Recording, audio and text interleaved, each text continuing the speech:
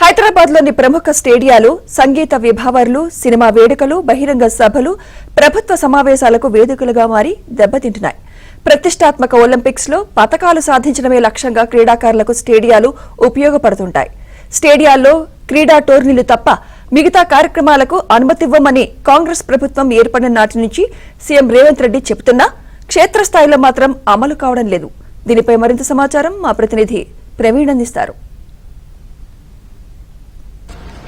దేశంలోనే హైదరాబాద్ ని క్రీడల హబ్ గా తీర్చిదిద్దామని చెప్పేసి తెలంగాణ రాష్ట్ర ప్రభుత్వం చెప్తా ఉంది. ఒలింపిక్స్ లో కూడా తెలంగాణలో నిర్వహించే విధంగా ఏర్పాట్లు చేస్తున్నామని చెప్పేసి ప్రభుత్వం భావిస్తుంది. దానికి తగ్గట్టుగానే బడ్జెట్ లో కూడా క్రీడల మైదానాలకు సంబంధించి కావచ్చు, స్పోర్ట్స్ సిటీకి కావచ్చు, స్పోర్ట్స్ పాలసీకి కావచ్చు బడ్జెట్ కూడా పెద్ద ఎత్తున నిధులు కేటాయించినటువంటి పరిస్థితి కనిపిస్తోంది. కానీ గ్రౌండ్ లెవెల్లో మాత్రం కొంతమంది అధికారుల కక్కుర్తి దానికోసం పూర్తిగా స్టేడియంలని రెంట్కి ఇస్తూ పూర్తిగా గ్రౌండ్ లెవెల్లో ఖరాబ్ చేసినటువంటి పరిస్థితి కనిపిస్తోంది. ప్రస్తుతం మనం చూసుకున్నట్లయితే గచ్చిబౌలి స్టేడియంలో ఉన్నాం. గచ్చిబౌలి స్టేడియంలో ప్రతి సంవత్సరం కూడా ఎంతో మంది వేలాది మంది క్రీడాకారులు ఇక్కడ ప్రాక్టీస్ చేస్తూ ఉంటారు. సో అథ్లెట్స్ అందరూ కూడా ఈ సింథటిక్ ట్రాక్ మీదే ప్రాక్టీస్ చేసేసి నేషనల్లో కావచ్చు, ఇంటర్నేషనల్లో కావచ్చు ఎన్నో ఈవెంట్స్లో మెడల్స్ సాధిస్తూ ఉన్నటువంటి పరిస్థితి కనిపిస్తోంది. కానీ గత 4-5 ఏళ్లుగా చూసుకున్నట్లయితే ప్రతి సంవత్సరం కూడా ఈ గచ్చిబౌలి సింథటిక్ స్టేడియంకి సంబంధించినటువంటి ఈ ట్రాక్ ఏదైతే ఉందో దాని పరిస్థితి రోజు రోజు అగమ్య గోచరంగా మారుతుంది. దీని పరిస్థితి చూసుకున్నట్లయితే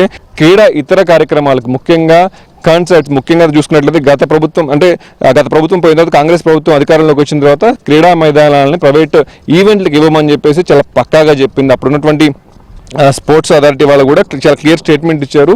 సో ప్రభుత్వంలో ఇతర కార్యక్రమాలకి వేటికి కూడా ఈ ట్రాక్ని యూజ్ చేయము, పూర్తిగా గ్రౌండ్ కూడా ఇవ్వము అని చెప్పేసి చెప్పారు. కానీ దాని తర్వాత దేవిశ్రీ ప్రసాద్ ఈవెంట్ కూడా మనకి జరిగినటువంటి పరిస్థితి కనిపిస్తుంది. అప్పుడు కూడా పెద్ద ఎత్తున క్రీడాకారులందరూ కూడా వ్యతిరేకత వ్యక్తం చేశారు. పూర్తిగా ట్రాక్ అంతా ఖరాబ్ అవుతుంది, ఈ యొక్క స్టేడియంకి కేటాయించారు. కానీ ప్రస్తుతం మనం చూసుకున్నట్లయితే ఈ సింథటిక్ ట్రాక్ అనేది ఒక లేయర్ మొత్తం కూడా పూర్తిగా తవ్వేశారు. టైర్ మార్క్స్ కూడా చూసుకోవచ్చు. క్రీడాకారులు దైవంగా భావించేటువంటి ఈ ట్రాక్ మీద చూసుకున్నట్లయితే మందు, సిగరెట్లు ఇష్టం వచ్చినట్టుగా తాగి బిహేవ్ చేశారని చెప్పేసి చెప్తున్నటువంటి పరిస్థితి కనిపిస్తూ ఉంది.